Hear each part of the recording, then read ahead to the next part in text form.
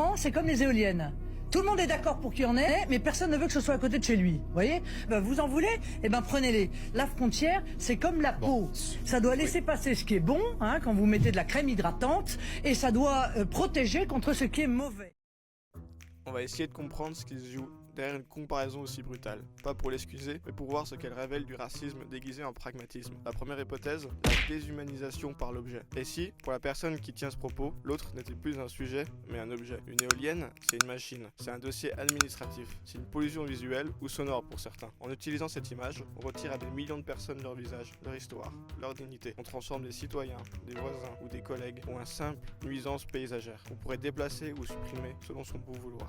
La deuxième hypothèse, le racisme décomplexé par l'humour. Et si cette comparaison servait à rendre l'exclusion drôle ou légère? C'est une technique classique. On utilise une image du quotidien pour faire passer une idée violente, comme si c'était une simple évidence de comptoir. En riant, on baisse la garde. Et pendant qu'on rit de la comparaison, on ne voit plus que le fond du message est le même que celui des idéologies les plus sombres. Il y a nous, il y a ceux dont on ne veut pas. Parce qu'au fond, c'est ça le vrai piège. Croire que la métaphore protège de la violence du propos. Pourquoi certains ont le droit de décider qui est esthétique ou acceptable dans leur quartier? Pourquoi certains sont-ils considérés comme des habitants et d'autres comme des encombrants? Cet extrait nous montre qu'il est possible, grâce à l'humour, de transformer l'humain qui vient d'ailleurs en objet pour mieux justifier son exclusion. Le racisme ne tient pas seulement aux insultes.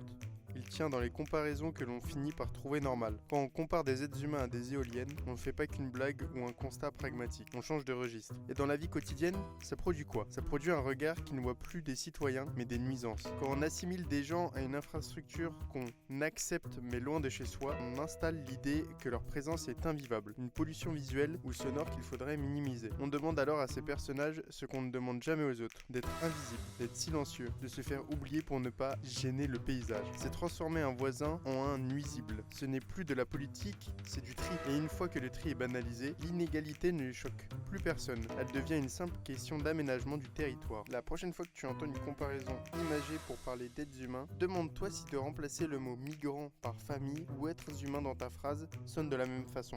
Le racisme ne prend pas toujours la forme d'un point levé. Parfois, il prend la forme d'une petite phrase de bon sens qui compare des vies à des nuisances. Et c'est précisément là qu'il est le plus dangereux. Make racism wrong again.